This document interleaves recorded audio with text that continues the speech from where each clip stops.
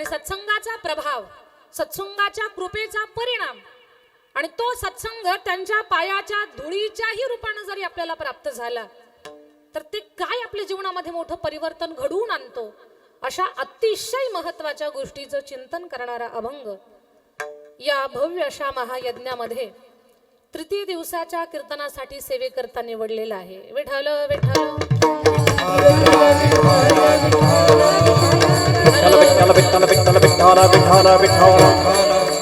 अभंगाकडे वळण्यापूर्वी अल्पसा परिहार द्यायचा असा. भगवान परमात्माच्या कृपा आशीर्वादानं हे तर आपण नेहमीच म्हणतो, पण इथे चिदंबर भगवंताच्या इच्छेनं, त्याच्या कृपेनं चिदंबर महास्वामी, त्याचबरोबर संतश्रेष्ठ दास राजारामजी महाराज, सद्गुरु योगीराज महाराज, लक्ष्मणजी महाराज, लक्ष्मण गिरीजी महाराज, योगीराज सद्गुरु द्वारकादासजी महाराज, योगीराज सद्गुरु गंगागिरीजी महाराज, सद्गुरु आंबेगड महाराज, ब्रह्मलीन महंत नारायणगिरीजी महाराज यांच्या पदस्पर्शाने वास्तव्याने तपस्थलीनं पवित्र झालेली ही पुण्यभूमी आणि या पुण्यभूमीमध्ये संतश्रेष्ठ दास राजारामजी महाराज यांचा 257वा जन्मोत्सव हा भव्य महासोहळा अनेक वर्षापासनं सांगू शकत नाही, एवढ्या वर्षापासनं हा भव्य सोहळा आपल्याकडे संपन्न होतो आहे. आणि साक्षात जगद्गुरु तुकोबारायांचा अवतार असणारे संतश्रेष्ठ दास राजारामजी महाराज, तुकोबारायांचं वैकुंठ गमन आणि संतश्रेष्ठ राजाराम महाराजांचं प्रागट्यकरण, त्यांचं अवतरण, असा सुयोग आणि अशाच महापर्व काळावरती या सप्ताहाचं नियोजन. आणि त्यात विशेष आनंदाची गोष्ट माझ्यासाठी की या महापर्व काळावर आज मला प्राप्त झालेलं कीर्तन, याच्यासाठी आमचं सुद्धा महत्भाग्य आम्ही समजतो. आणि दैनंदिन कार्यक्रमामध्ये संतश्रेष्ठ दास राजारामजी महाराज यांच्या गाथ्याचं पारायण, राजारामजी महाराजांचा गाथा म्हणजे तुकोबारायांचा संकल्पपूर्तीचा तो सगळा भाग आहे, नामदेवरायांच्या संकल्पपूर्तीचा. तीच अभंग तुकोबाराया आणि तुकोबारायांच्या नंतर राजाराम महाराजांनी. अभंगाची संख्या सुद्धा मला सांगितली होती पण आता लक्षात नाही. 1,51,491. हा, आणि मग एवढी अभंग संख्या, एवढी रचना, तो संकल्प पूर्ण केला. भाग्यवान आहात आपण सगळी मंडळी. अगदी महाराजांच्या कुलामध्ये, वंशामध्ये जन्माला आलेली माणसं तर त्यांच्या पुण्याईला पारावारच नाही, पण आपल्याला सहवास प्राप्त झाला, आपल्याही भाग्याला पारावार नाही. आणि अशा महान तपस्वी साधूचं महिमान की भगवान परमात्मा त्यांच्या पाठीमागे चालत आले. आणि या गोदावरीच्या तटावरती चिदंबरम भगवान भक्तानं देवाची सेवा केली असं म्हणण्यापेक्षा देवच भक्तासाठी तत्पर राहिला. आणि इथे चिदंबरम स्वामी मंदिर देवस्थान व ग्रामस्थ बाभुळगाव गंगा ही सगळी मंडळी या कार्यक्रमाचं नियोजन करतात. आजच्या या कीर्तनासाठी सौजन्य पण आहे ना, संत पूजन सौजन्यदाते श्रीमान सोपान गोविंद कुंजीर आणि ॲडव्होकेट शंकर वसंत घंगाळे या दोन दादांनी आज कीर्तनाचं सेवादान स्वीकारलेलं आहे. त्यांच्यासाठी एकदा जोरात टाळी झाली पाहिजे. अन्नदात्यांसाठी एकदा जोरात टाळी झाली पाहिजे. अन्नदान या कलियुगामध्ये एवढं मोठं दान आहे. खरं तर मोठ्या लोकांना ऐकलं की आपल्याला काही गोष्टी खूप कळतात. अन्नदान श्रेष्ठ दान आहे, पण परमश्रद्धेय राजेंद्रदासजी महाराज यांना अधूनमधून ऐकण्याची सवय आहे. रोज म्हटलं तरी काही हरकत नाही. आणि राजेंद्रदास बाबांनी मलुक पीठाचे पीठाधीश्वर, त्यांनी केवढी सुंदर गोष्ट, तसं तर सगळंच त्यांचं तोंडातून जे बाहेर पडतं ते सगळं अमृतच आहे, पण त्यातलं एक वाक्य शिकवणारं मिळालं की या कलियुगामध्ये अन्नदान करणं हे तर श्रेष्ठ दान आहेच आहे, पण अन्नदान म्हणजे प्राणदान आहे. कारण या कलियुगामध्ये माणसाचा प्राण हा अन्नमय आहे. त्याच्यामुळे अन्नदान हे प्राणदान, असं प्राणदान ही सेवा आणि अन्नदान करणाऱ्या सगळ्या मंडळीला मला सांगावंसं वाटतंय. आपण अन्नदान करतो सर्व श्रोत्यांना, कीर्तन ऐकायला आलेल्या लोकांना, सेवा करणाऱ्या लोकांना, पण ही चिदंबराची आणि गोदावरीच्या तटावरची ही एवढी पुण्यभूमी आहे आणि इथले दाते सुद्धा एवढे पुण्यवान आणि एवढे भाग्यवान आहेत. तुम्ही फक्त चिदंबर भगवंताला अन्नदान करता, नैवेद्य दाखवताय, श्रोत्यांना अन्नदान करताय असं नाही. या सप्ताहाच्या प्रसंगी राजाराम महाराजांच्या जन्मोत्सवासाठी इथे या सोहळ्यासाठी जसे श्रोते येतात ना, तर इथे ती नजर नाही आपल्याला, पण 33 कोटी देवता सुद्धा येतात आणि त्या सुद्धा प्रसाद घेतात तुमचा. म्हणून दाता हा फार मोलाचा, महत्वाचा आणि खूप भाग्यवान आहेत. कीर्तनासाठी दान देणारी मंडळी, सप्ताहाची शोभा वाढवण्यासाठी धनदान देणारी मंडळी आणि अन्नदान करणारी मंडळी सगळे महत्भाग्यवान आहेत. आणि चिदंबरम भगवान राजाराम महाराजांच्या सेवेमध्ये अशाच लोकांचं दान पोहोचणारे ज्यांचं काहीतरी पुण्य शिल्लक आहे. धन शिल्लक असणारे भरपूर आहेत, पण सगळ्यांच्याच खिशातलं, तिजोरीतलं, बँकेतलं इकडे येईल काही सांगता येत नाही. ज्यांचं पुण्य शिल्लक आहे अशाच लोकांना इथं सेवा प्राप्त होणार आहे, कारण ही भूमी तेवढी पुण्यवान आहे आणि पुण्यवंताच्याच प्रारब्धात त्यांच्या भाग्यानं प्राप्त झालेली ही सेवा. खरं तर आज इथे उपस्थित असलेली सर्व महाराज मंडळी, गुरुवर्य चिदंबर दीक्षितजी महाराज, महाराजांना माझं वंदन आहे. परमश्रद्धेय परम आदरणीय कैलास महाराज परदेशी राजाराम बाबांचे वंशज, बाबांच्या चरणावरती कोटी कोटी वेळा वंदन आहे. त्याचबरोबर हरिभक्तपरायण केशव महाराज शिंदे आहेत, केशवदादा बाबांनाही माझं वंदन आहे. आत्मारामजी महाराज आहेत, बाबा आपल्यालाही वंदन. शंकरनाथजी महाराज, बाबांच्याही चरणावरती कोटी कोटी वेळा वंदन. आदरणीय हरिभक्तपरायण उत्तमजी महाराज गाढे, गाढेदादांसाठी माझं वंदन आहे. गणेश महाराज मोरे, गणेशदादा आपल्यालाही वंदन आहे. आणि गायनाची फार उत्कृष्ट अशी साथ देणारे, खरं तर या माझ्या भावंडांच्या जोडीला महाराष्ट्राचं प्रेम प्राप्त झालेलं आहे. वयानं लहान आहेत पण कीर्ती महान आहे. एवढं सुंदर गाणं आहे, साक्षात सरस्वती दोघांच्याही कंठामध्ये वास्तव्य करते आणि दोघं सोबत असले तरच आपल्या कानांचंही समाधान होते. तर या जोडीला माऊली ज्ञानोबाराय तुकोबारायांची प्रचंड सेवा घडावी, दीर्घायुष्य प्राप्त व्हावं, त्यांचा कंठ गंगेच्या वाहत्या पाण्यासारखा असा अखंड राहावा, एवढीच माझी ज्ञानोबारायांच्या चरणी, चिदंबर भगवंताच्या चरणी प्रार्थना. हरिभक्तपरायण शुभम महाराज बनकर आणि नवनाथ महाराज गीते या माझ्या दोन्ही भावांसाठी एकदा जोरात टाळी झाली पाहिजे. मृदंगाची अतिशय सुंदर अशी साथ देणारी हरिभक्तपरायण माऊली महाराज तांबे आणि प्रसाद महाराज रेवाले, माऊली दादांसाठी, प्रसाद दादासाठी एकदा जोरात टाळी झाली पाहिजे. फार गुणवान आहेत. खरं तर यांना घडवणारे गुरु फार महान आहेत. यांच्यासाठी, यांना घडवणाऱ्या गुरुसाठी एकदा टाळी झाली पाहिजे. आमचे राम महाराज पौळ, खरं तर ठराविक महाराष्ट्रात अशी माणसं आहेत, तशा तर वारकरी शिक्षण संस्था चालवणाऱ्या सगळ्या महाराजांचे कष्ट फार फार आहेत, फार कष्ट आहेत त्यांचे. कारण तुम्हाला सगळ्यांना, आपल्या सगळ्यांना माहिती आहे, नेहमीच मी एक गोष्ट सांगते, ही लेकरं घडवणं, बोलणं एवढं सोपं नाही. कारण मिरिटचा माल आम्हाला कुणीच देत नाही. ज्याला गाव वैतागलंय, घर वैतागलंय, घरातली माणसं वैतागली, आजोबाचं नातवंडावर फार प्रेम असतं, पण नातू जर म्हाताऱ्याचा फेटान मिशा ओढायला लागलं तर आजोबा सुद्धा कंटाळून जातात. असं घर वैतागलेलं, शाळा वैतागलेलं, सगळे ज्याला वैतागलेले आहेत, असा सगळा माल आमच्या झोळीमध्ये टाकतात लोक. मिरिटचा माल आमच्या झोळीमध्ये कुणी देत नाही. आमच्या झोळीमध्ये नेहमी लोक खडे टाकण्याचं काम करतात. पण सांगू तुम्हाला, या झोळीची ताकद, तुम्ही आमच्या झोळीमध्ये खडे टाका, त्याची हिरे बनवण्याची ताकद आमची आहे. आणि लेकरांना घडवताना किती कष्ट असतात त्याचा 17 वर्षापासून मला अनुभव आहे. म्हणून या लेकरांना जे कोणी गुरु घडवत असतील, या लेकरांसाठी आणि यांना घडवणाऱ्या गुरुसाठी एकदा टाळी वाजली पाहिजे. जगदाळे बाबांच्या मुखातून ऐकलेलं एक वाक्य आपल्या कलशारोहणात बोलावलं होतं त्यांना. कोणते जगदाळे बाबा? तर केशव गुरुजी जगदाळे, मृदंगाचार्य, मृदंग महामेरू, की ज्यांनी या महाराष्ट्राला खूप सारे मृदंग वादक दिले. अजून त्यांची अखंड सेवा चालू आहे. जगदाळे महाराजांनी, गुरुजींनी बोलले होते की या एकामध्ये 72 खोड्या असतात.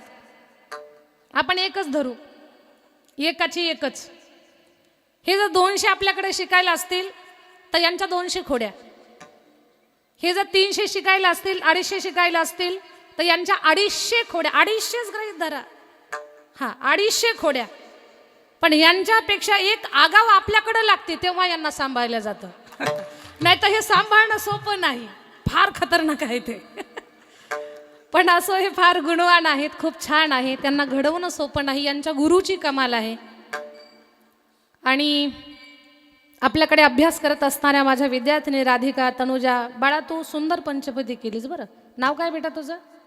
समीक्षा. खूप छान. समीक्षासाठी एकदा टाळी वाजवू आपण, खूप छान आहे.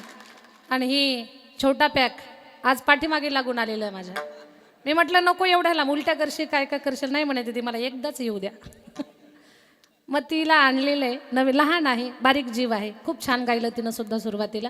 बाकी सर्व हरिभक्तपरायण मंडळी मस्तक हे पायावरी या वारकरी संतांच्या. चोपदार आमचे वागचौरे मामा आहेत, त्यांची कन्या फार सुंदर गाते, पण ती बाहेर कथेला पाठवली होती मी. आता आज येतील ते, उद्या पाठवून देते मी तिला. आणि हरिभक्तपरायण कडू महाराज आणि आमच्या रवी दादाची 1 नंबर साऊंड सिस्टम आहे. इथे फक्त या सिस्टमच्या माध्यमातून आमचा स्वर बोलत नाही, आमचा शब्द नाही बोलत, आमचा मृदंग नाही बोलत, आमच्या आत्म्याला सुद्धा बोलायला लावण्याची ताकद त्यांच्यामध्ये आहे. फार सुंदर त्यांचं साऊंड सिस्टम आहे. बाकी गोड वातावरण, पवित्र वातावरण, विनेकरी आहेत, 3 कॅमेरे आहेत. रामपूरवाडीवरून आलेले आमचे अशोक भाऊ, कैलास तात्या, त्यांच्यासोबत शिवाभाऊ, आणखी सगळी आलेली मंडळी, आता सगळ्यांची नावं लक्षात येत नाहीत. सगळ्यांना सादर वंदन, सप्रेम जय हरी. बरेच विद्यार्थ्याचे पालक इथं कीर्तनासाठी आलेले आहेत. आमचे थोरात भाऊ आहेत, त्यांच्या सर्व सहकारी भक्ती तुपेचे बाबा आहेत. बाकी सगळी मंडळी, आपल्या सगळ्यांच्या मध्ये ईश्वराचं चिंतन पाहू. घाई गडबडीत आता सगळ्यांची नावं जर घेत राहिलो तर आपल्याला कीर्तन आपलं बाजूला राहून जाईल. सर्वच परिचित अपरिचित मंडळी, या संस्थांवरती प्रेम करणारी मंडळी, अगदी आमच्यावरती तुमचं माया, प्रेम, श्रद्धा जे काही आम्हाला प्राप्त झालेलं आहे, तुम्हा सगळ्यांचे आम्ही मनापासून धन्यवाद व्यक्त करतो. कारण आपण आपल्या घरापासून 2 पावलंसुद्धा कुणाकडे चालत जाऊ शकत नाही, वेळ देत नाहीत माणसं कुणाला. पण तुम्ही या सप्ताहासाठी, कीर्तन ऐकण्यासाठी आपलं गाव घर सोडून, कोणी 10 किलोमीटर, कोणी 30 किलोमीटर, कोणी 50 किलोमीटर, कोणी 100 किलोमीटरच्या अंतरावरती स्वतःचं वाहन करून इथपर्यंत आलात, म्हणून तुम्हा सगळ्यांचे खूप धन्यवाद. आणि या व्यासपीठावरनं तुकाराम बीजेच्या महापर्व काळावर आणि राजाराम महाराजांच्या जन्मोत्सवाच्या पर्व काळावरती तुम्हाला चिदंबर भगवंताचे अनंत आशीर्वाद प्राप्त व्हावेत. आमचे मतसागर भाऊ आहेत, बाकी सर्व स्नेहांकित मंडळी आहे, या सगळ्यांच्या मध्ये ईश्वराचं चिंतन पाहू. विठ्ठल विठ्ठल विठ्ठल विठ्ठल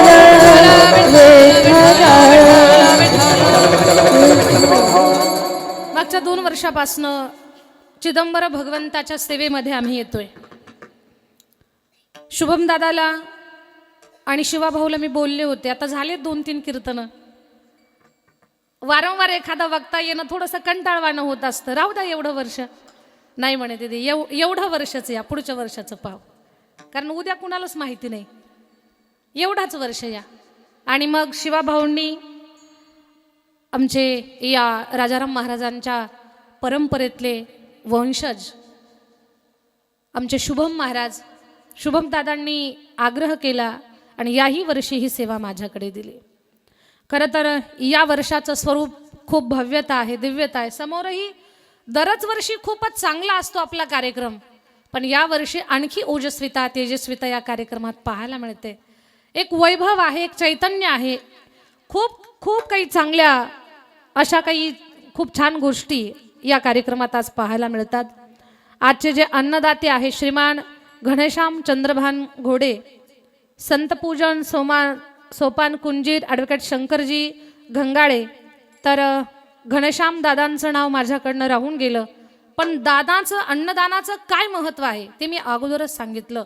श्रीमान घनश्याम चंद्रभान घोडे दादा यांच्यासाठी एकदा जोरात टाळी वाजवू आपण.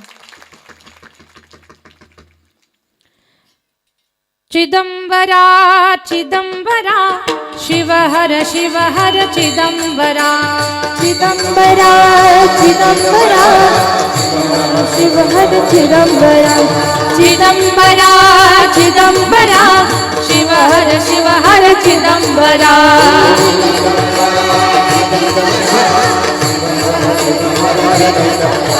शिवहर शिवहर चिदंबरा शिवहर शिवहर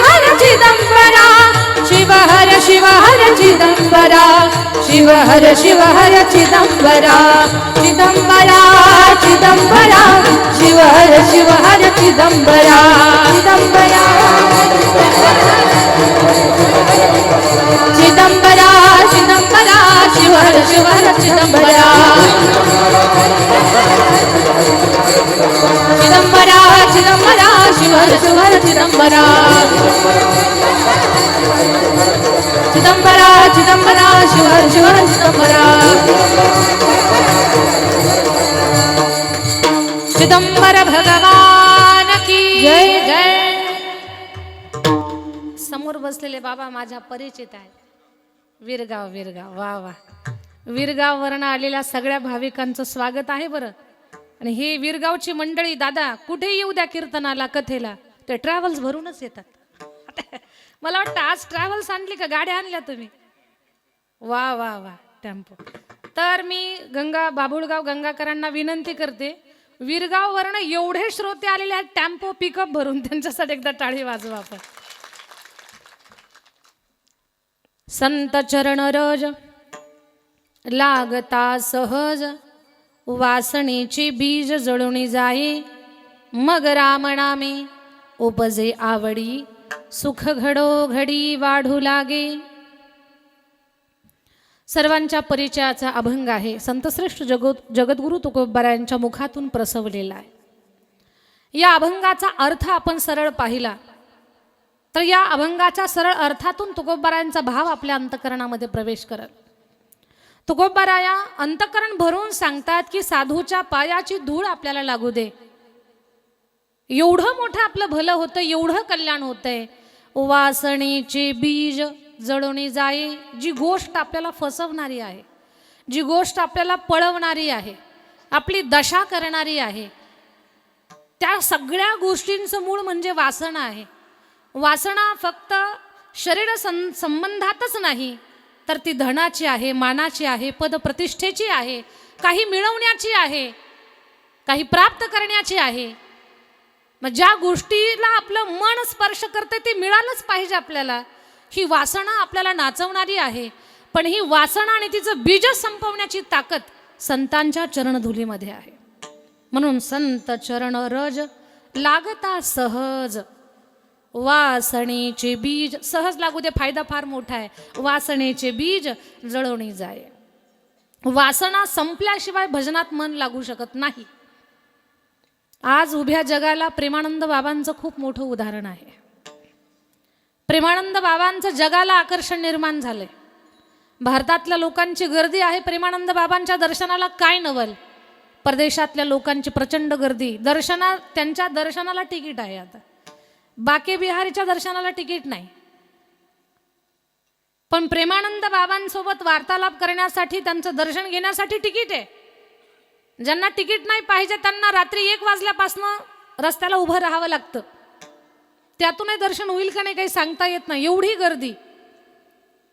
महाराजांच्याकडे जर आपण पाहिलं, प्रेमानंद बाबांच्याकडे सगळ्या वासना संपूर्ण गेल्या आणि मग नामाचा एवढा ध्यास. ते साऱ्या जगाला राधा नामाचा उपदेश करतात. राधा राधा म्हणा. आणि ते स्वतः एवढं राधा नाम संकीर्तन करतायत की फक्त महाराजांचं मुख राधा नाम संकीर्तन करतंय नाही तर प्रेमानंद बाबांचा रोम रोम राधा राधेचं भजन करतोय. प्रेमानंद बाबांच्या मुखातून ऐकलेलं एक वाक्य आहे की कुठल्या तरी संताचं उदाहरण सांगत होते प्रेमानंद बाबा एका व्यक्तीला की एका दिवसात एवढा जप होईल का. प्रेमानंद बाबा बोलले एका क्षणात 3.5 लाख जप होईल. एका क्षणात. प्रश्न पडला की एका क्षणात 3.5 लाख नामजप कसा होईल.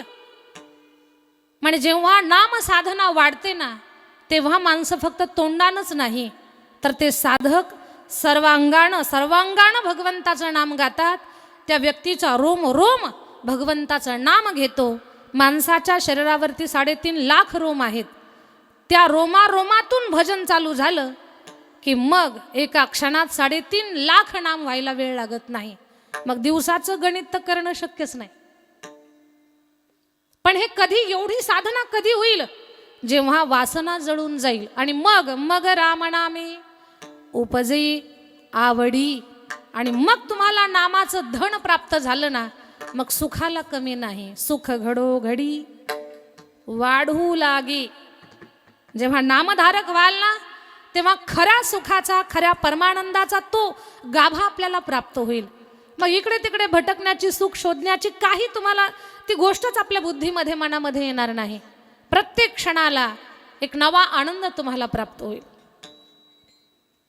अंतःकरणामध्ये खरी भक्ती जागी झाली, नामाविषयी प्रेम निर्माण झालं की अवस्था अशी होते, कंठी प्रेम दाटे, नयनी नीर लोटे. मग डोळ्यातून अश्रू यावेत वाट पाहण्याची गरज नाही. तो भाव आपोआप अंतःकरणामध्ये निर्माण होतो. खरं तर भागवतामध्ये शुकदेव महाराजांनी कुठेच राधा शब्दाचा उच्चार केला नाही. का? राधा म्हटलं की त्यांना समाधी लागते. समाधी लागली तर परीक्षितीला भागवत सांगायचं राहून जाईल, म्हणून त्यांनी राधा शब्दाचा कुठेच उल्लेख केला नाही. तशी अवस्था आपली होईल, कंठी प्रेमदाटे, नयनी नीर लोटे, आणि हृदयी प्रगटे रामरूप. याच्यासाठी साधन काय? सोपं साधन आहे. तुका म्हणे साधन सुलभ गोमटे, परी उपतिष्ठे पूर्व पुण्ये. सोपं साधन आहे, पण पुण्याही शिवाय मिळणार नाही. महाराज ते साधन कोणतं? म्हणे पहिलं चरण चालू झालं त्याच्यातच आहे, सत्संग. सत्संगानं या सगळ्या गोष्टी आपल्या जीवनामध्ये घडतील, पण साधूचा संग प्राप्त होणं याच्यासाठी खूप काही लागतं. धन नाही, पद नाही, प्रतिष्ठा नाही, सौंदर्य नाही, बल नाही, तर त्याच्यासाठी पुण्य लागतं. हा या अभंगाचा सरळ अर्थ झाला. आता याच्यावरती आपण विस्तार करण्याचा प्रयत्न करू. विठ्ठल विठ्ठल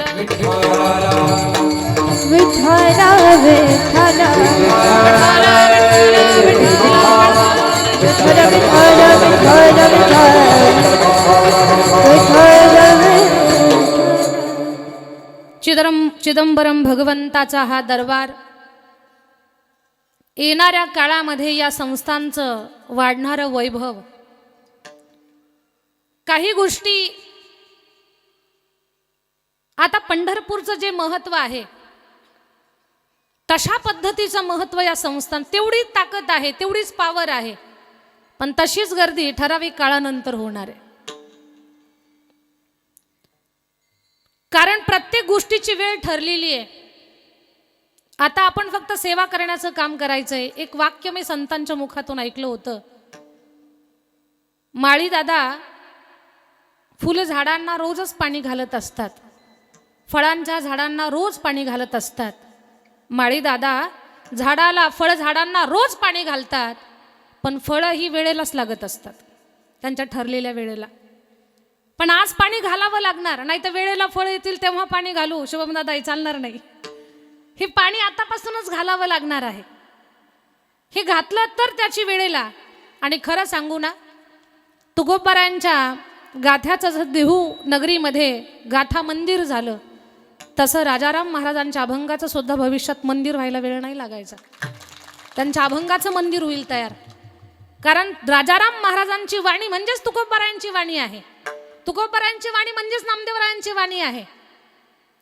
ही जी परंपरेची जी शृंखला आहे, म्हणजे आपल्या सगळ्यांना माहिती आहे, मूळ भक्त प्रल्हाद, ते भक्त प्रल्हाद झाले अंगद, अंगदाचे झाले उद्धवजी, उद्धवजीचे झाले नामदेवराया, नामदेवरायांचे झाले तुकोबाराया. जगद्गुरु तुका अवतार नामयाचा, संप्रदाय सकळाचा येथोनिया, आणि तेच तुकोबाराया पुन्हा एकदा याच कलियुगामध्ये या चिदंबरम भगवंताच्या सेवेमध्ये राजाराम रूपामध्ये प्रगट झाले. आणि आजच्या दिवसाचा तो त्यांचा जन्माचा महापर्व काळ. तर मला सांगायचं असं की ही पुण्यभूमी आहे. या भूमीची खूप मोठी ताकद आहे, खूप मोठं सामर्थ्य आहे. या भूमीमध्ये मी जगद्गुरु तुकोबारायांचा भंग सेवेसाठी निवडलेला आहे. राजाराम महाराज तुकोबारायांचा अवतार, पण ते तुकोबाराया एवढे सामर्थ्यवान संत आहेत. तुकोबारायांची एवढी पावर आहे, एवढी महाराजांची ताकद आहे की महाराजांचं सामर्थ्य काय त्या गोष्टीचं चिंतन करत असताना काही गोष्टी मी तुमच्यासोबत बोलणार आहे. बोलण्याकडे लक्ष द्या. जगद्गुरु तुकोबाराया वारकरी संप्रदायाचा कळस. तुका झालासे कळस भजन करा सावकाश.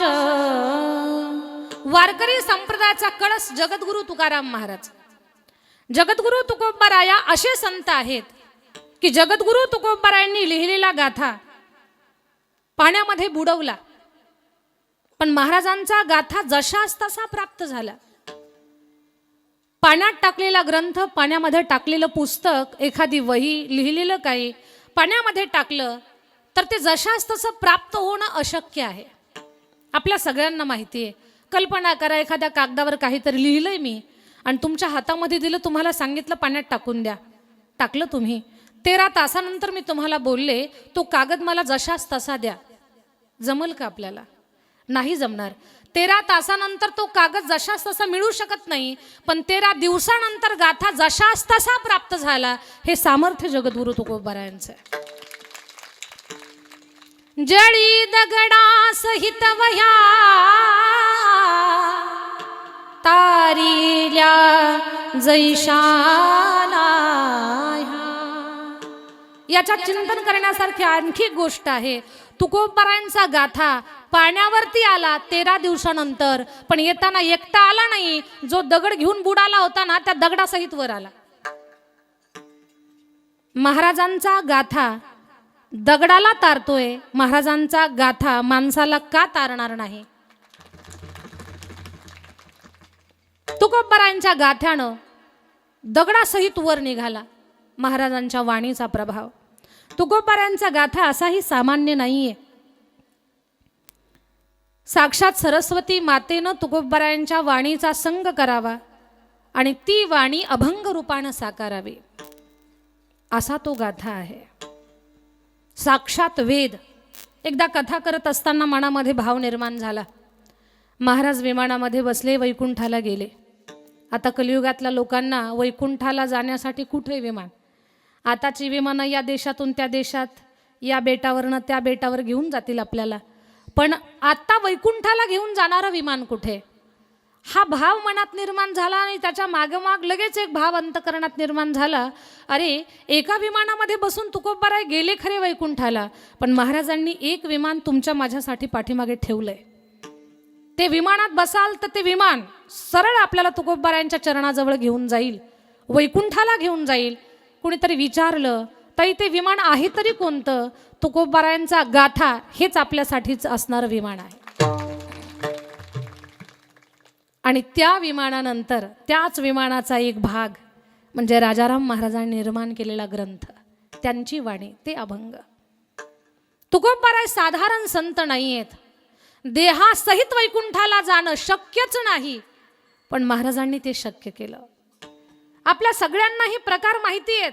याच्याही पुढे जाऊन सांगायचंय, तुकाराम या नावामध्ये अशी ताकद आहे की महाराजांचं नाव घेतलं की यमाच्या अंगाला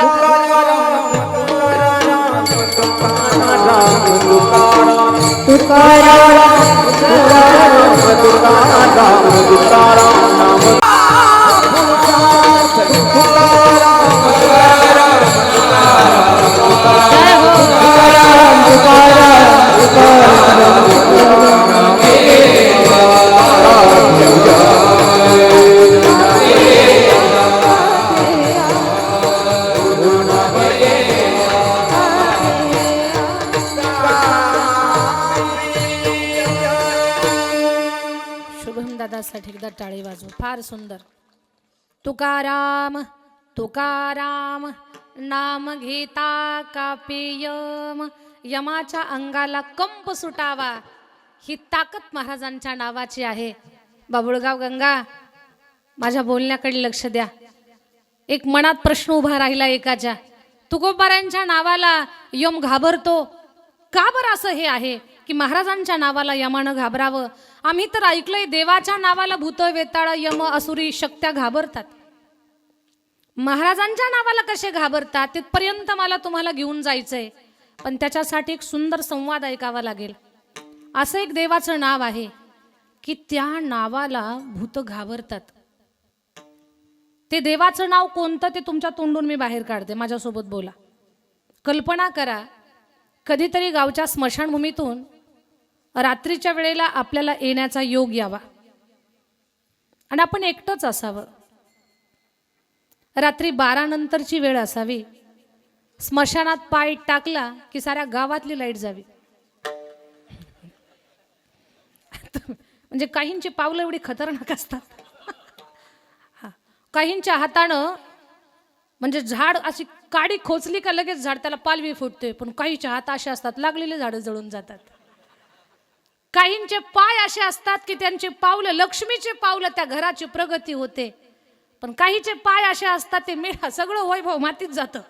काही असले असतात पण आपल्यामध्ये तसलं कोणीच नाही, कारण तसले पाय इकडे येतच नाहीत. हा तसं त्या पाय टाकला की साऱ्या गावातली लाईट गेली. एवढे घाबरलो. आपल्यापैकी कोण असेल ते असेल बरं का. एवढे घाबरलो आपण. खिशातला मोबाईल काढला, बॅटरी सुद्धा उतरलेली, मोबाईल स्विच ऑफ. 4-5 पावलं पुढे आपण गेलो की मग लहानपणी आजोबांना आपल्याला सांगितलेलं असतं, पप्या अमावस्येच्या रात्री 12 नंतर स्मशानभूमीतल्या वडाच्या झाडाखाली निघतं बरं. नसलं तरी दिसायला लागतं. वेगळे वेगळे आवाज यायला लागतात. आपण एवढे घाबरतो, एवढे घाबरतो. आपल्या तोंडून एक नाव बाहेर पडतं. कोणतं? तुम्ही बरोबर उत्तर दिले. हे असं काही घडलेलं तर नाही ना? उत्तर एकदम बरोबर दिले. आपण एवढे घाबरतो. अशोक भाऊ आपल्या तोंडून लगेच नाव बाहेर येतं, राम राम राम राम राम राम राम राम. मग तिथं आजोबानंच आपल्याला सांगितलं असतं, पप्या भीती वाटली की राम म्हणायचं. म्हणजे आपल्याला हे सुद्धा शिकवलंय की राम नामाला भूत घाबरतं. याचा आणखी एक पुरावा देते. गोस्वामी संत तुलसीदासजी महाराज शौचाला जायचे आणि शौचावरून वापस येताना डब्यात उरलेलं पाणी एका झाडाच्या बुडाला टाकायचं. झाडाच्या बुडाला पाणी 21 दिवस त्यांचा हा प्रयोग चाललेलाच. झाडाला पाणी घालायचं, तिथे पुढे जायचं. ते एक ठरवून नव्हतं, एक सहज घडत होतं ते. पण तिथून एक भूत प्रगट झालं. हा हा हा हो हो हो. भूत असं ते. आणि ते भूत म्हणतं, तुलसीदासजी मी तुम्हाला प्रसन्न आहे, तुम्ही मला पाणी पाजलंय, मी तुम्हाला प्रसन्न आहे. तुलसीदासजी म्हटले राम प्रसन्न व्हावा म्हणून भजन करतोय, राम प्रसन्न झाले नाही, मध्ये भूतच प्रसन्न झालं मला. तुलसीदासजी म्हणतात, अरे तुला मी प्रसन्न व्हावं याच्यासाठी काहीच प्रयत्न केलेले नाहीत. म्हणजे तुम्ही नाही प्रयत्न केले पण मी तुम्हाला प्रसन्न झालोय. सांगा तुम्हाला काय पाहिजे ते. तुम्ही जे मागाल ते मी तुम्हाला देईल. तुम्ही गाडी मागा, बंगला मागा, सोनं मागा, मोबाईल मागा, मौल्यवान वस्तू मागा, भारीचे कपडे मागा, तुम्हाला जे पाहिजे ते मागा, एका मिनिटात तुम्हाला देतो. तुलसीदासजी म्हटले, एवढ्या वस्तूच्या काय फॅक्टरी आहेत का तुझ्याकडं? का दुकान आहेत? का गोडाऊन आहेत? का शोरूम आहेत? म्हणे माझ्याकडं शोरूम नाही, गोडाऊन नाही, फॅक्टरी नाही, काहीच नाही, पण सगळ्यांच्या दुकानातला माल आपलाच आहे. म्हणे कसं काय? म्हणे मी कुठेही जाऊ शकतो आणि कुणाच्याही दुकानातली वस्तू मी उचलून आणू शकतो न विचारता. न विचारता दुसऱ्याची वस्तू उचलणारी माणसं नसतात, ती भूत असतात. कारण माणसं विचारल्याशिवाय वस्तूला हात लावत नाहीत. न विचारता जे वस्तू उचलतात ती, हा हे तुम्ही सुद्धा मान्य केले आता सगळ्यांनी. हा ते भूत असतात, कारण ते माणसांचं कामच नाही, ते भूतांचं काम आहे. महाराज तुम्ही फक्त मागा, तुम्हाला जे पाहिजे ते देतो. तुलसीदासजी म्हणतात, अरे बाबा हे गाडी बंगला पैसा अडका यातलं काहीच नकोय मला, पण याच्याही पुढचं मागा, तुम्हाला देतो, तुम्ही फक्त मागा. तुलसीदासजी म्हटले, जाऊ दे बरं, नको माझ्या मागे लागू. नाही म्हणे महाराज तुमचा उपकार आहे माझ्यावर, तुम्ही मागा. भूताला उपकाराची जाणीव आहे, पण माणसांना म्हणजे माणसापेक्षा भूत, अरे बापरे. तर ते भूत म्हणतं, नाही नाही तुमचा उपकार आहे माझ्यावरती, तुम्ही मागा, मी देणारच तुम्हाला. तुलसीदासजी म्हटले, खरंच देशील मला जे पाहिजे ते? हो म्हणे देईल, तुम्ही फक्त मागा. तुलसीदासजी म्हटले, ठीक आहे, तू मला देणारच आहे, मलाही सुद्धा पाहिजेच आहे, एकच दे मला, मला राम भेट घालून दे. राम म्हटलं की भूतच पळून गेलं, थांबलंच नाही, धूम पळालं. अर्ध्या तासानं भूत घाम पुसत भेटलं. महाराज हात जोडतो तुम्हाला, पाया पडतो तुमच्या, तुम्हाला जे पाहिजे ते मिळल, पण नाव घेऊ नका गडे. कारण ते नाव घेतलं की आम्ही थांबत नाही. राम म्हणे तया जवळी नये भूत. जिथं भजन आहे तिथे भूत येत नाही. जिथं कीर्तन आहे, कथा आहे, नामस्मरण आहे, देवाच्या नामाचा टाहो आहे, तिथं भूत येत नाहीत. जेवढी माणसं आहेत तेवढीच कीर्तनाला आलेली. कारण इकडं भूत येऊ शकत नाहीत. जिथं भजन आहे तिथं आम्ही थांबत नाही. तुलसीदासजी ते नाव घेऊ नका, फक्त तुम्हाला पाहिजे ते मिळेल. माझा असा बोलण्याचा उद्देश इथपर्यंत थांबला. तर मला काय बोलायचं होतं की जिथे राम नाम आहे तिथे भूत थांबत नाही. याचा अर्थ राम नामाला भूत घाबरतं, देवाच्या नावानं भूत पळून जातं. कोणीतरी म्हटलं रामाच्या नावाला भूतानं घाबरणं साहजिक आहे, पण तुकोबारायांच्या नावाला घाबरायचं काय कारण? महाराज काय राम आहेत? महाराज म्हटले आम्ही राम नाही, पण नावाची तुकाराम आहोत आणि पुढच्या अवतारात पुन्हा राजा राम आहोत, म्हणून आमच्या नावाला भूत घाबरतंय. जय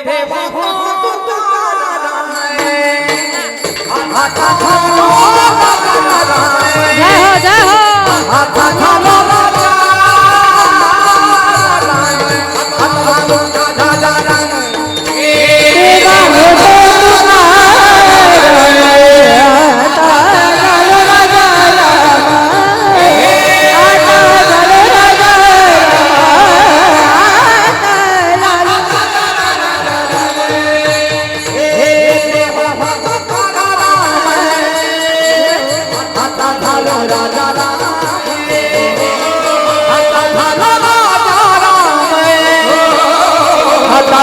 राजा राम आता झालो राजा राम आता झालो राजा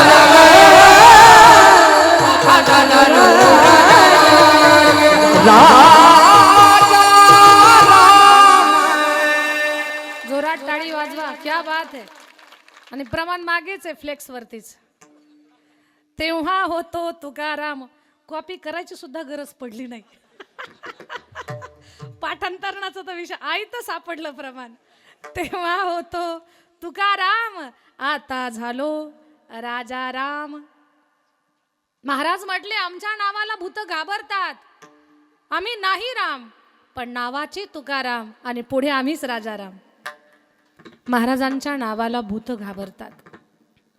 असुरी शक्ती त्या नावापुढे थांबत नाही.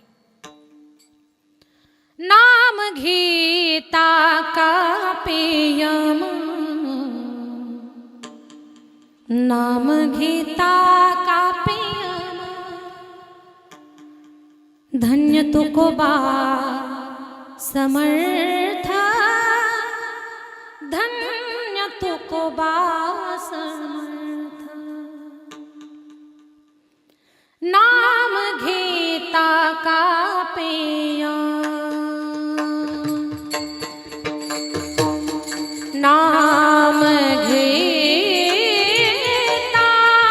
का पेयम, का पेयम, का पेयम.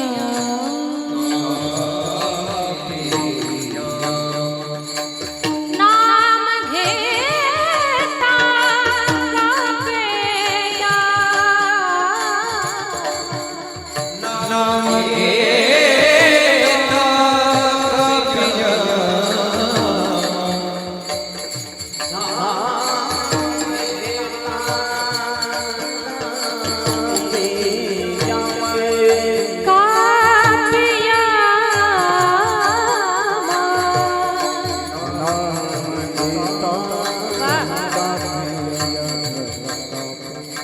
का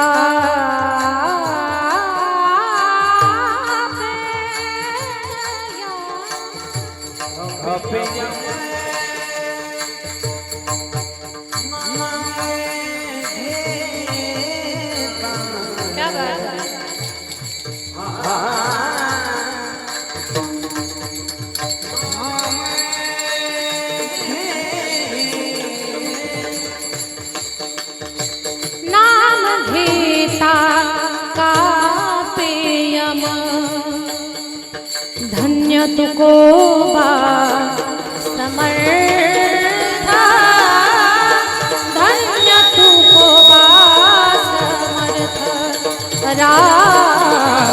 धन्य तुकोबा समर्था, धन्य तुकोबा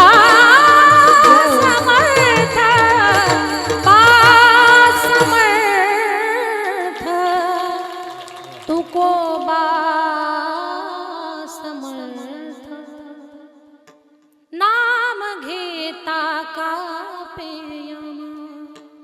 असे सामर्थ्यवान संत. त्यांना कोणीतरी विचारलं, महाराज काय दिव्यता आहे तुमची, काय सामर्थ्य आहे, तुमची वाणी साक्षात सरस्वती आहे, वाणीतून प्रसवलेलं अमृत साक्षात वेद आहे, एवढं सगळं कशाची कृपा आहे, कशाचा प्रभाव आहे? संत कृपेचा प्रभाव आहे. संतांच्या असीम कृपेचा हा परिणाम आहे. मग संत कृपा हा शब्द उभा राहिला महाराजांच्या समोर आणि अंतकरणातून भाव निर्माण झाला. अभंगाचं पहिलं चरण.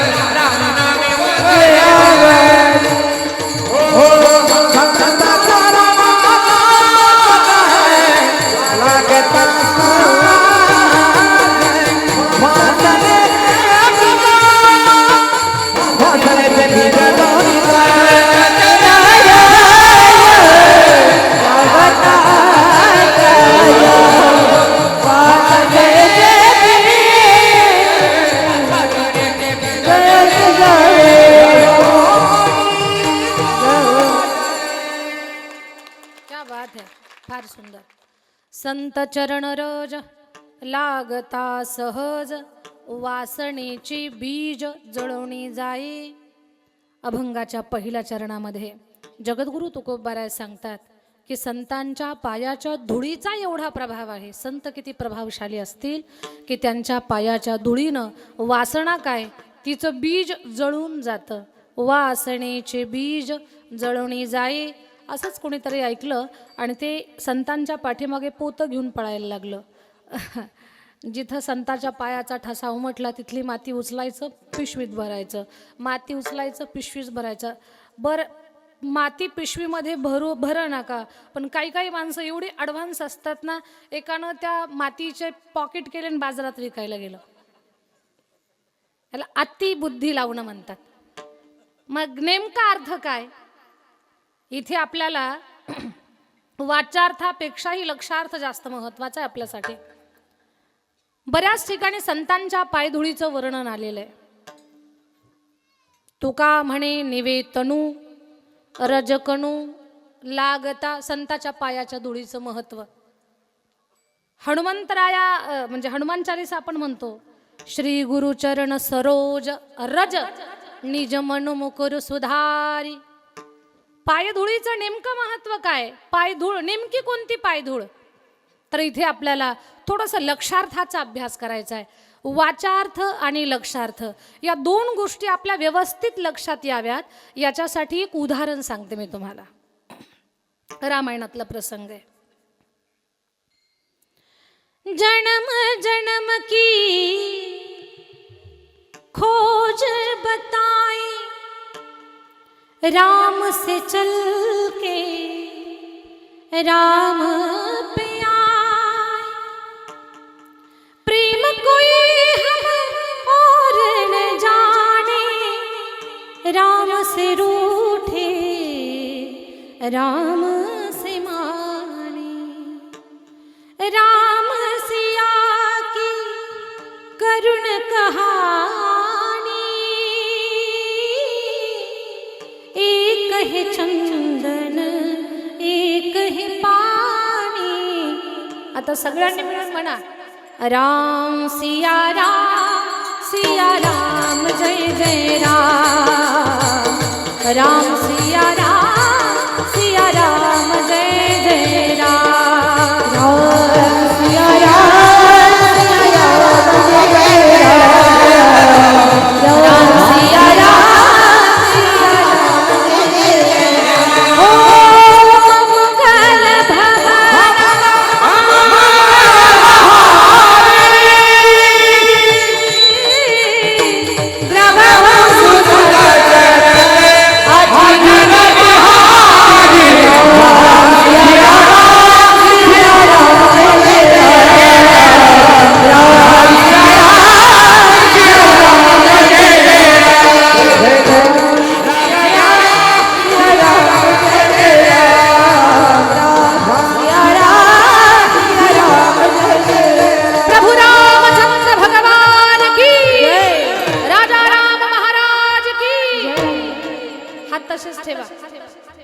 आणि फक्त जय म्हणा, बाकीचं काहीच बोलू नका.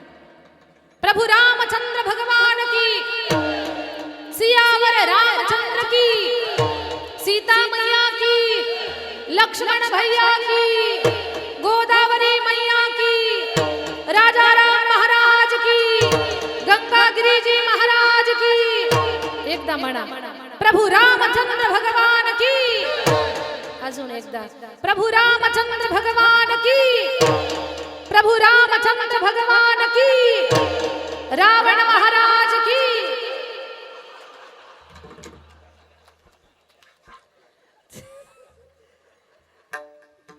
आता कोण कोण चुकले त्यांच्यावर अजिबात आम्ही कॅमेरा घेणार नाही, काळजी करू नका. चला, तुम्ही थोडं भाव याच्यासाठी बोलले मी. राम सिया राम जय जय राम. प्रसंग रामायणातला आहे. राघवेंद्र सरकार, लक्ष्मण भैया, सीता सगळेजण वनवासामध्ये असताना लक्ष्मणजी फळ कंदमुळं आणायला गेलेले आहेत. आणि त्याच वनामध्ये रावणाची बहीण शूर्पणखा, जिची नख सुपासारखी वाढलेली आहेत, तिला शूर्पणखा म्हणतात. मग ज्यांची नख वाढलेली असतील त्या सगळ्या, तुम्ही म्हणा, मी म्हणत नाही, म्हणून नख वाढवणं नाहीच आपल्याकडे. नख कापावीत, केस वाढवावीत. पण काळ बदललाय. नख वाढवतात आणि केस. कसं सुख मिळेल आपल्याला? आपण सगळं प्रवाहाच्या, परंपरेच्या उलटच निघालो. आपण परंपरा जपल्या तर आपण जिवंत आहोत. माणूस हा शरीरानं जिवंत किती आहे यापेक्षा परंपरेनं किती तो सदृढ आहे हे फार महत्वाचं आहे. आपण आपल्या परंपरा पायदळी तुडवत चाललेलो आहोत. नख कापावीत आणि केस वाढवावीत, पण उलट झालं. आता जी नख लांब आहे ती शूर्पणखा आहे. आली शूर्पणखा. आता इथून पुढे तुम्हाला कोणी जरी दिसलं ना नख वाढवलेलं, तर त्याचं नाव तुम्हाला अगोदर सांगून ठेवते. तिचं नाव शूर्पणखाच असणार आहे. हा, तर ती शूर्पणखा, ती लक्ष्मणजीला पाहिलंय तिनं, आणि तिच्या लक्षात आलं माझ्या मुलाला मारणारा हाच आहे, मग फसवू आपण. ती म्हणते, कोण आहात तुम्ही? मी भगवान शंकराची 60,000 वर्ष तपश्चर्या केली आणि मला महादेवानं सांगितलं योग्य वेळ आली की वर मिळेल, आता तुम्ही माझ्यासोबत लग्न करा. लक्ष्मणजी म्हणतात, ही राक्षसी आहे, ओळखलंय. आणि ही आपल्याला लग्नाचा प्रस्ताव देते. लक्ष्मणजी म्हणतात, बाईसाहेब मी एक दास आहे, दासासोबत लग्न केलं तर दासी व्हाल. तुम्ही माझ्या मालकासोबत लग्न करा, मालकीन व्हाल. मालकीन झाल्या तर तुमच्या सगळ्यांची सेवा मी एकटा करल, आणि दासी झाल्या तर आमच्या सगळ्यांची सेवा तुम्हाला करावी लागेल. बोला, मालकीन व्हायचं का दासी व्हायचं? कुणाला दासी व्हावं वाटतं? सगळ्यांनाच मालक व्हावं वाटतं.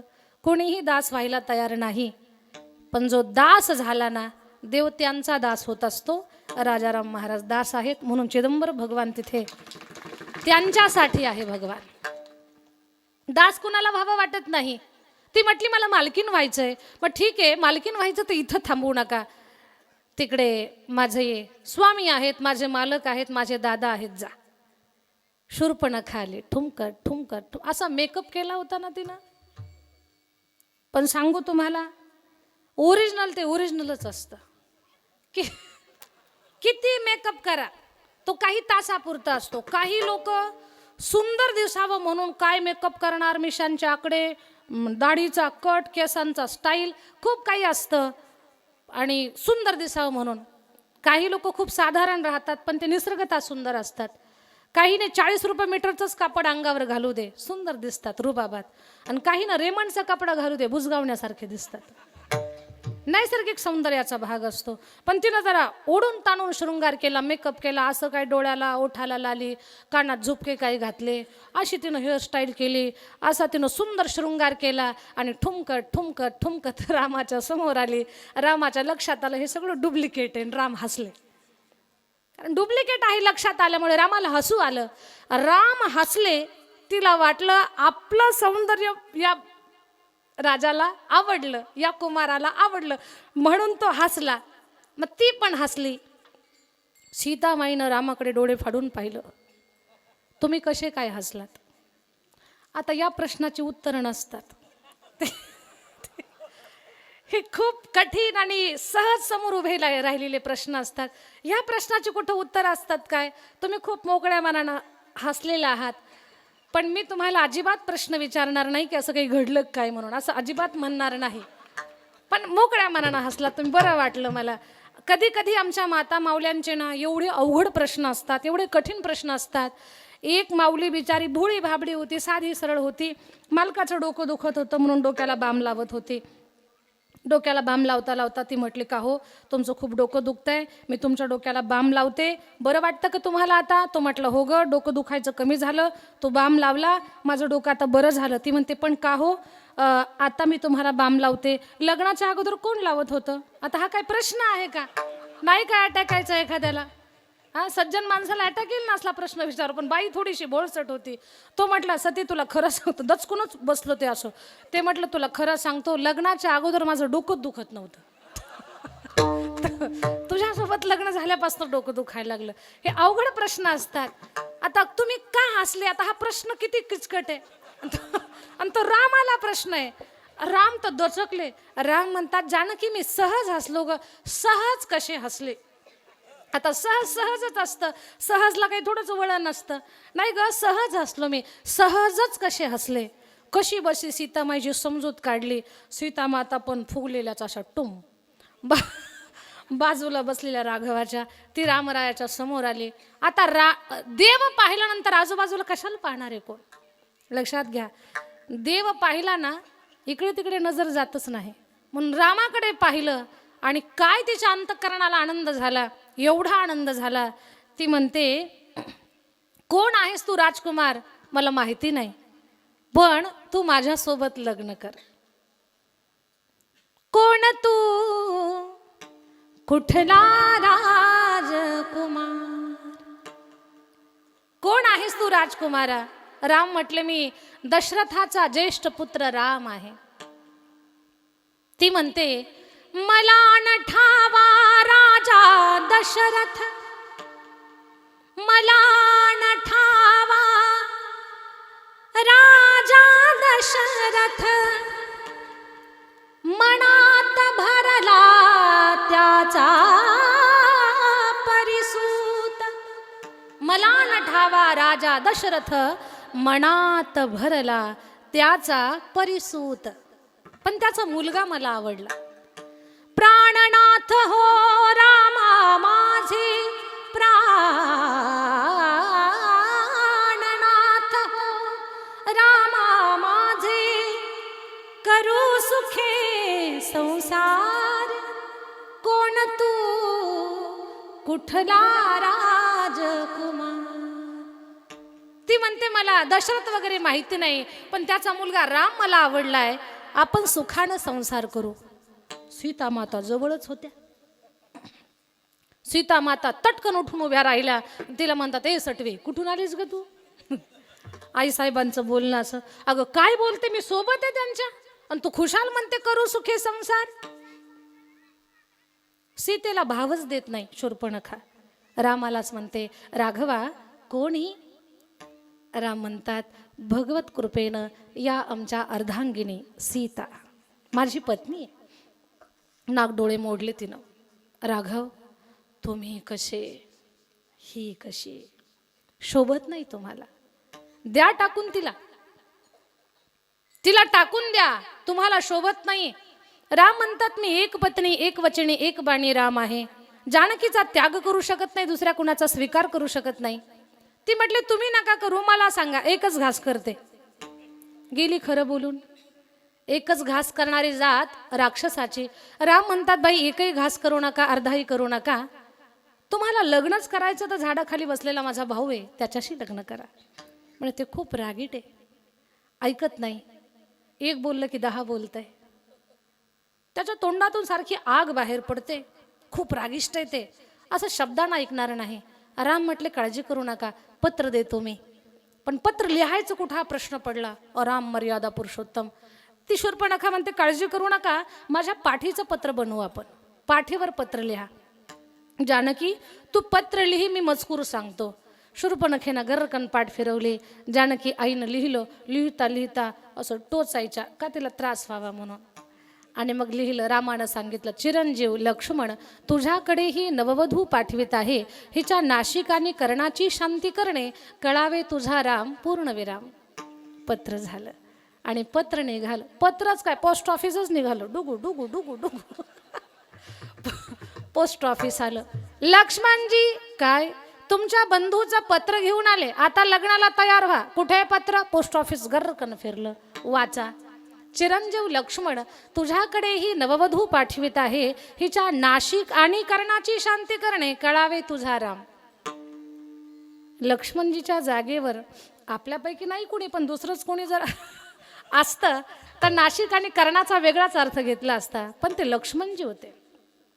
नाशिक म्हणजे नाक आणि कर्ण म्हणजे कान. लक्षात घेतलं, ज्या बाणानं तिच्या मुलाला मारलं त्याच बाणानं, त्याच खडगानं शूर्पणखेचं नाक आणि कान उडवलं. ठो ठो ठो ठो आरडा ओरडा करत शूर्पणखा 14,000 राक्षसांकडे गेली. त्रिशरा खरं दूषण त्या फौज फाट्याकडे गेली. आपण इथेच थांबूया दृष्टांतात. पण मला कुठपर्यंत तुम्हाला घेऊन जायचंय? पत्राचा वाचार्थ नाही घेतला, पत्राचा लक्षार्थ घेतला. तसं संत चरण रज लागता सहज. मग कोणते चरण रज? तर संतांच्या द्वारे आपल्याला प्राप्त होणारं ज्ञान, संतांची आपल्यावरती कृपा, सत्संतांचा सहवास आणि संतांची संगती, आणि त्या माध्यमातून मिळालेलं ज्ञानरूपी रजकण, त्यानं वासनेचे बीज जळोनी जाई. संत चरण रज लागता सहज, वासनेचे बीज जळून जाई. विठ्ठल विठ्ठल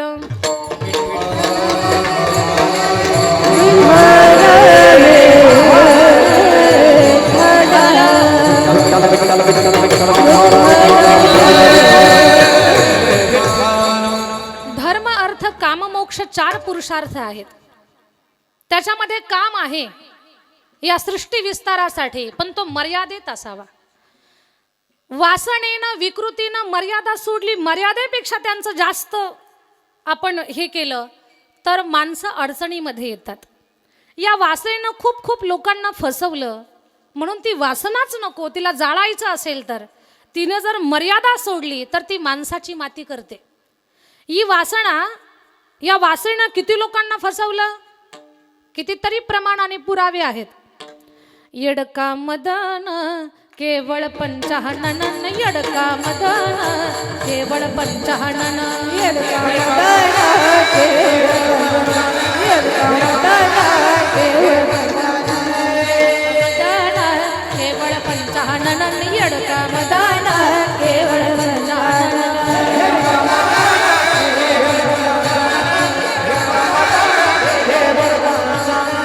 केवळ पंचानन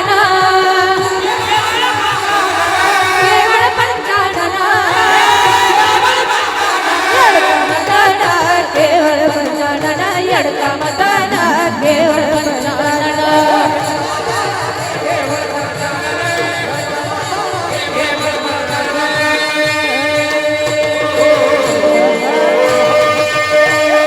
धडक मारिली शंकरा, केला ब्रह्मयाचा मातेरा. हा काय सोपा वाटला का येडका? येडका मदन केवळ पंचानन. विकृतीनं संपवलं लोकांना. रावण साधारण नाहीये, फार फार बलवान आहे रावण. पण या रावणाला कोणत्या विकृतीनं संपवलंय? वासना. प्रसंग फार सुंदर आहे. मर्यादा पुरुषोत्तम राघवेंद्र सरकारानं रावणाला मारलंय. जेव्हा रावणाचा देह पडला ना, त्यावेळेला रावणाची पत्नी मंदोदरी महान पतिव्रता हंबरडा फोडत आली.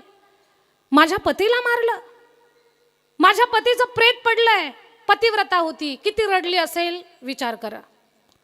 रडता रडता ती रागात आली आहे आणि म्हटली, माझ्या पतीला मारणारा मला एकदाच दाखवा. कुणीतरी बोट केलं, तो तिकडे जाऊन बसलेला आहे. समुद्राच्या तटाला एका दगडावरती राघव बसले होते. राम फार शांत आणि सौम्य स्वभावाचे आहेत. प्रचंड झालेली जीवहानी, निष्पाप निरागस लोकांनाही त्या युद्धात मरावं लागलं. या गोष्टीचं वाईट वाटत होतं रामाला, म्हणून दगडावरती बसलेले होते. ऐका कान देऊन, ती मंदोदरी आई आपल्या पतीचा हत्यारा तिथं बसलाय म्हणून ती तिकडे निघाली. रामाच्या मागणं आली आहे. मंदोदरी आईची सावली रामाच्या पुढे पडली. राम तटकन उठून उभे राहिले आणि हात जोडले रामानं. कारण रामरायानं पाहिलं होतं की ही एका माऊलीची सावली आहे, एका स्त्रीची सावली आहे. राम उठून उभे राहिले आणि हात जोडून बोलले, कोण आहेस तू आई? आई तू कोण आहेस? आई या एका शब्दात मंदोदरीचा राग शांत झाला. ती म्हणते, तपस्वी मी कोण आहे सांगू? सांग ना आई, तू कोण आहेस?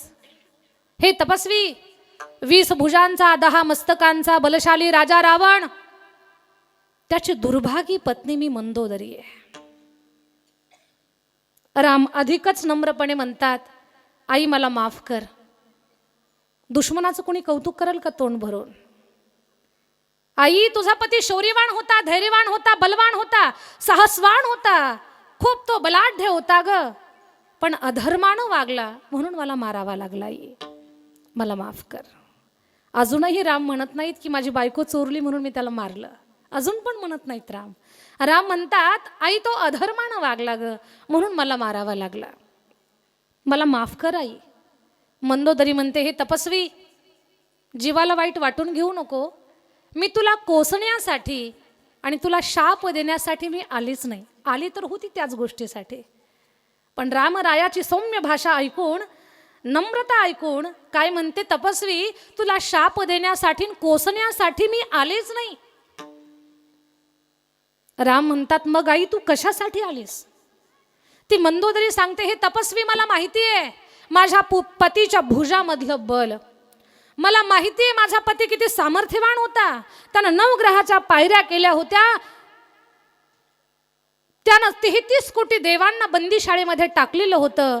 20 भुजा होत्या, 10 मस्तक होती. माझ्या पतीमध्ये काहीच कमी नाही हे मला माहिती आहे तपस्वी.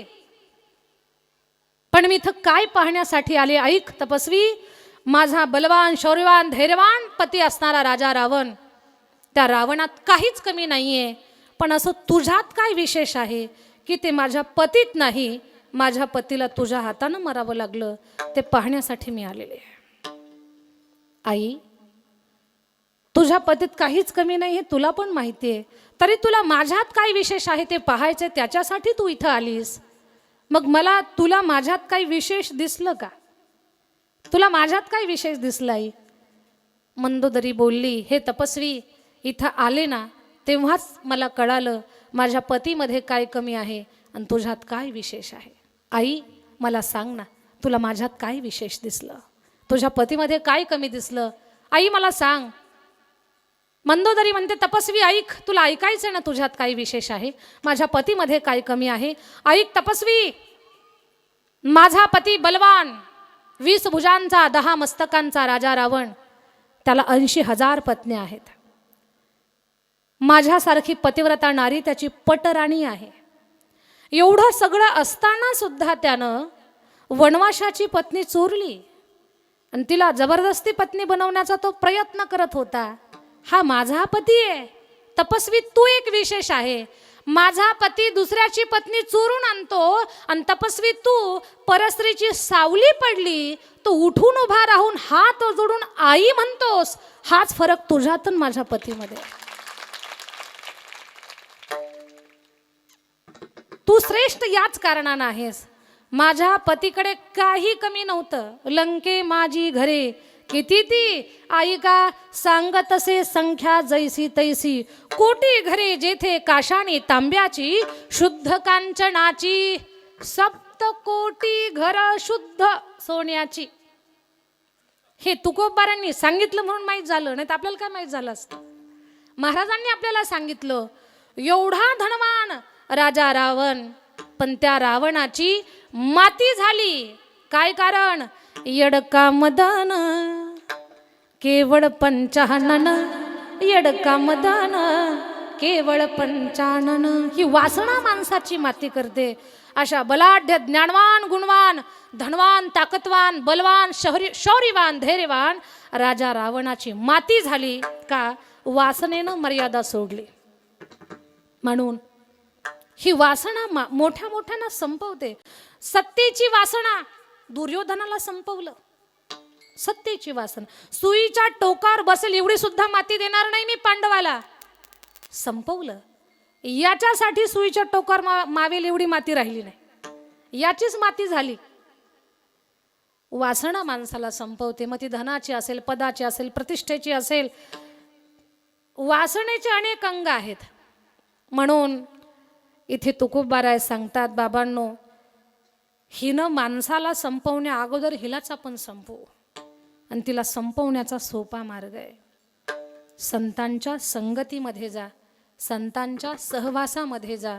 संत चरण रज लागता सहज वासनेचे बीज जळूनी जाई. आणि वासना एकदा शमली की मग राम नामे उपजे आवडी. सुख घडो घडी वाढू लागे. भक्तीतलं एवढं सुख वाढल. कंठी प्रेम दाटे नयनी नीर लोटे. हृदयी प्रगटे रामरूप. अखंड भक्तीचा आनंद. आणि अशी अवस्था होईल आपली. आनंदाचे डोही आनंद तरंग. आनंदाची अंग आनंदाची अंग. आनंदाचे डोही आनंद तरंग.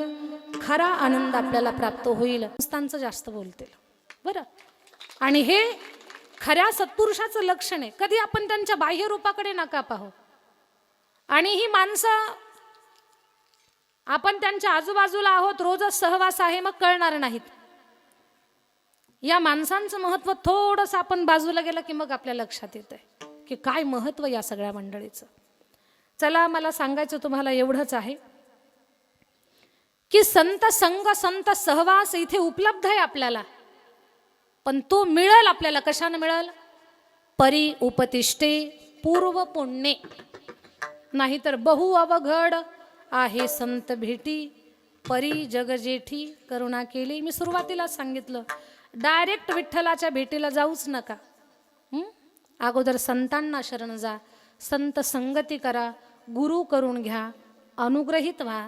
गुरु करण्यासाठी असं काही लांब जायचं गरजच नाही. जवळ आपल्याला सरला बेट आहे, रामगिरी बाबा आहेत. इथे हे चिदंबर भगवंताचं संस्थान आहे. तुम्ही घेऊ शकता इथे मंत्रदीक्षा, गुरुदीक्षा. गुरुच्या मुखातून प्राप्त झालेल्या मंत्राचं चिंतन करा, मग देव बोलवायची गरज पडणार नाही. देव आपोआप तुमच्याकडे येऊन जाईल. पहा, एक कळी असते, कळी. ती कळी सारखी माळीदादाला म्हणते, माळीदादा मला ना फुलामध्ये घाल आणि देवाच्या चरणावर नाही तर गळ्यात फुलाच्या हारामध्ये मला अर्पण कर. माळीदादा म्हटला, कळीताई घाई करू नकोस, तू अगोदर फूल हो. तू फूल बनली की मग मला घेऊन जा म्हणायची गरजच पडणार नाही. आपोआप तुला वेचतील, माळेमध्ये गुंफतील आणि तू भगवंताच्या गळ्याची शोभा बनशील. पण तू स्वतःला तयार कर. म्हणून सद्गुरूला शरण जा, त्यांनी दिलेल्या नामसाधनेचा स्वीकार करा, अखंड नामस्मरण करा, सगळा व्यवहार करा, प्रपंच करा, सगळं सगळं सगळं तुमचं काय दैनंदिन जीवन आहे ते सगळं जगा. पण ते जगत असताना भगवंताचे नाम चिंतन, नामसेवा करा, नामसाधना करा. आणि मग गुरु कृपेचं लायसन तुमच्याकडे असेल तर भगवान परमात्मा त्या नामसाधनेचा परिणाम तुम्हाला कुठेही वापस पाठवणार नाही. भगवान तुमच्यावरती भरभरून कृपा करेल. पण त्याच्यासाठी साधन सांगितलंय. परी उपतिष्ठे, पूर्वपुण्य असो, आपल्या सगळ्यांचं कल्याण असो, ही भगवंताच्या चरणी प्रार्थना. चिदंबर भगवंताची कृपा आपल्यावरती व्हावी आणि राजाराम महाराजांची सेवा तुमच्या सगळ्यांच्या जीवनामध्ये घडावी. अन्नदात्यांना असं कधी समजायचं नाही की आम्ही कुणाला तरी देतोय. तुम्ही जगाच्या मालकाच्या सेवेमध्ये, चिदंबराच्या सेवेमध्ये अन्नदान देताय. कीर्तन सौजन्य सेवादान देणाऱ्यांना असं कधी समजू नये की आम्ही कुणाला ठराविक लोकांना देतोय का. नाही, तुम्ही हे चिदंबर भगवंताच्या या दिव्य सोहळ्याची शोभा वाढावी म्हणून धनदान करताय. पण सर्व दात्यांना या व्यासपीठावर उभं राहून सांगते की तुम्ही देव कार्यात द्या, भगवान परमात्मा तुम्हाला भरभरून देईल. तुम्ही म्हणाल ताई हे आम्ही लहानपणापासून ऐकतोय पण आता हे अनुभवायचं आहे, तुम्ही दिलंय आणि तुम्हाला कधी गरिबी आली, कुणी माणसं गरीब झाली असं अजिबात नाही. जगामध्ये अशी काही माणसं आहेत की त्या लोकांनी सत्कर्मामध्ये दिलं आणि त्यांच्या जीवनातली प्रगतीची पायरी ते चढतच राहिले, त्यांची अधोगती नाही झाली. दिलं की वाढत असतं. मग ते ज्ञान असेल, ते धन असेल, ते काय असेल, आपण द्या, ते आपल्याला त्याच्या 1000 पटीनं 1,00,000 पटीनं पुन्हा प्राप्त होणार. असा हा नियम आहे. जमिनीमध्ये आपण एक बीज घालतो पण ते एक बीज आपल्याला किती देतं, पण अगोदर द्यावं लागतं मग मिळत असतं. हे सूत्र आपण आपल्या लक्षात ठेवायचं. म्हणून अन्नदाते श्रीमान घनश्याम चंद्रभान घोडे या दादांचं पुन्हा एकदा मी मनापासून कौतुक आणि धन्यवाद करते. आणि संत पूजन दाते सोपान कुंजीर आणि ॲडव्होकेट शंकर घंगाळे यांचं देखील मी मनापासून धन्यवाद करते.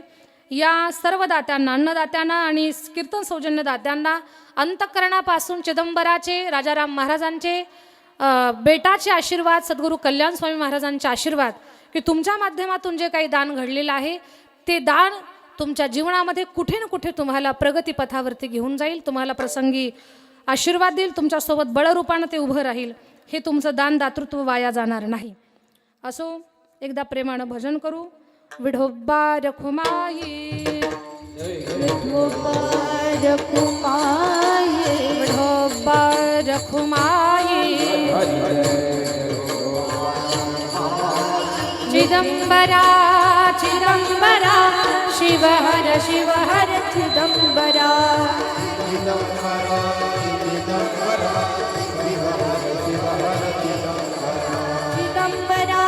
चिदंबरा शिव हर चिदंबरा, शिव हर चिदंबरा,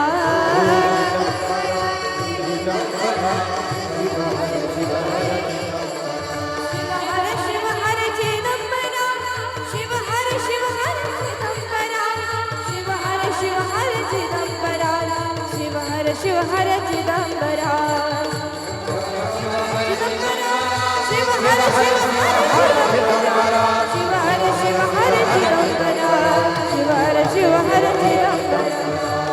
चिदंबरा चिदंबरा शिव हर चिदंबरा, चिदंबरा चिदंबरा शिव हर चिदंबरा,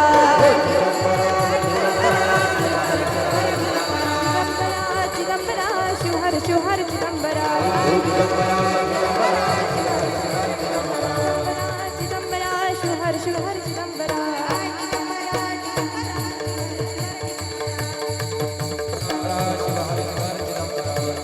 चिदंबरा शिव हर चिदंबरा, शिव हर चिदंबरा, चिदंबरा चिदंबरा शिव हर चिदंबरा, चिदंबरा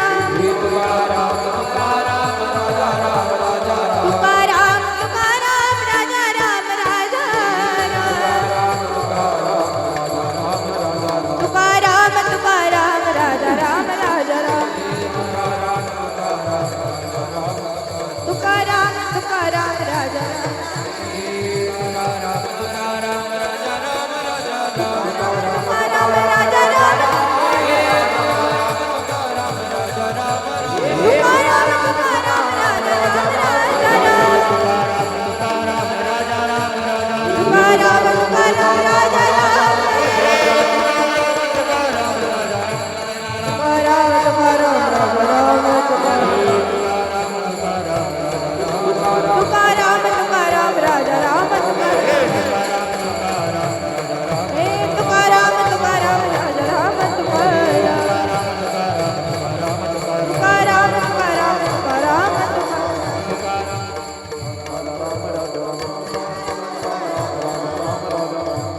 तुकाराम राजा राम तुकाराम तुकाराम तुकाराम तुकाराम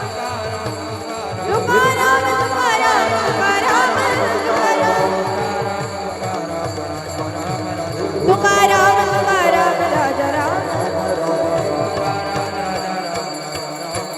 तुकाराम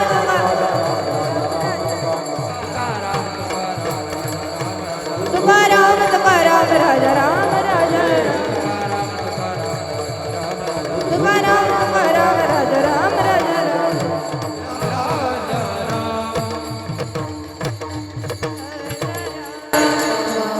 पुढे फुलांचे हार आणि आज तर हे अद्भुतच आहे.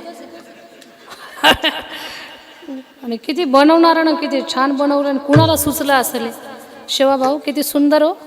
खूप धन्यवाद बरं तुमचे खूप धन्यवाद. असं वाटतंय चकलंब्याला जाऊ सर काढूच नाही गळ्यातलं. फार सुंदर. खूप धन्यवाद सगळ्यांचे. आणि संस्थान आपलं चिदंबरम भगवंताचं जे संस्थान आहे दिव्य आहे, अद्भुत आहे. सर्व आपल्या भाविकांचं सहकार्य आहेच आहे. पण मी वारंवार सांगेन की या संस्थांच्या सेवेमध्ये आपण प्रत्येकानं हातभार लावत राहा. तुम्ही चिदंबराच्या सेवेमध्ये, राजाराम महाराजांच्या सेवेमध्ये जे काही धन द्याल, जे काही अन्नदान कराल, त्या प्रत्येक गोष्टीचं कोटी यज्ञाचं पुण्य भगवान तुम्हाला देतील. तुमच्या लेकराबाळांना आशीर्वाद देतील. आणि हे संस्थान आणखी मोठं बनवण्यासाठी आपण सगळ्यांनी संस्थांच्या सेवेमध्ये, संस्थान सांभाळणाऱ्या मंडळीच्या सोबत सेवेमध्ये राहणं फार गरजेचं आहे. आणि तुम्ही सगळेजण सोबत आहात, या संस्थांचे पाईक आहात, संस्थांच्या सेवेमध्ये सदा असता. खरं तर आज कीर्तनाला थोडा उशीर झाला, चालू करायला उशीर, सोडण्यासाठी उशीर. आता जास्त वेळ घेणं योग्य नाही आहे. फक्त एकच विनंती आहे, भविष्यात त्या संस्थांचा पंढरीसारखा डामडोल असेल तेव्हा असं वाटावं की या संस्थांच्या उभा करण्यामध्ये माझा रुपया आहे, माझे 10 रुपये आहेत, माझे 1000 रुपये आहेत. तेव्हा अशी आपली गर्वानं छाती फुगावी. म्हणून तुम्ही तन मन, ज्यांच्याकडे धन नाही त्यांनी सेवेच्या माध्यमातून सोबत राहा. भगवान चिदंबराच्या कृपेनं ज्यांच्याकडे खूप ऐश्वर्य आहे त्यांनी धन देऊन वर्षाकाठी आपल्याला भगवंतानं जे दिलं आहे त्यातला थोडाफार भाग संस्थांच्या सेवेमध्ये आपल्याकडनं लागलाच पाहिजे. आणि देवाच्या देवकार्यात देणं, बँकेत तुम्ही एफ डी करता की नाही, तसं ही एफ डीच आहे आपली. देवाच्या सेवेमध्ये देत राहणं ही आपली एफ डीच आहे. आणि ही योग्य वेळेला मिळेल आपल्याला. कधीकधी इतर ठिकाणी आपण जी गुंतवणूक करतो ते वेळेला मिळेल का नाही त्याची काही शाश्वती नाही. पण ही केलेली एफ डी आहे ना, ही वेळ चुकूच देणार नाही. बरोबर वेळेला आपल्याला मिळेल की ज्यावेळेला आपण कठीण प्रसंगात असू. आणि हा अनुभव आहे, हा अनुभव आहे. हे कितीतरी प्रसंग तुमच्या माझ्या जीवनात घडत असतात. आत्ता कलशारोहणाचा सोहळा आम्ही पूर्ण केला चकलंबा या गावी. किती खर्च झाला खर्च सांगणार नाही कारण कॅमेरा चालू आहे. खूप खर्च केला आणि एवढा सुंदर कार्यक्रम झाला. अगदी माझ्या मनाचं डोळ्याचं तर पारणं फिटलं, पण मन शांत झालं. हेलिकॉप्टरनं पुष्पवृष्टी झाली. महाराष्ट्रातले सगळे गुणवान आले, महाराष्ट्रातले अधिकारी कीर्तनकार मंडळी आले. खूप सुंदर अन्नदान झालं आणि तो माझ्या जीवनातला पहिला प्रयोग होता. तेवढा मोठा कार्यक्रम मी याच्या अगोदर केलाच नव्हता. रोजचा कीर्तनाचा हार पंढरपुरातून येत होता, तुळशीचा. शेवटच्या दिवशीचा हार तर आईशर टेम्पो पाठवून बोलावला होता. हे घडल कसं असं मीही कल्पना. सूचना सांगा लगेच. जय विठ्ठल घेऊ सांगू द्या, एका मिनिटात सांगा सूचना. जय जय राम कृष्ण हरी राम राम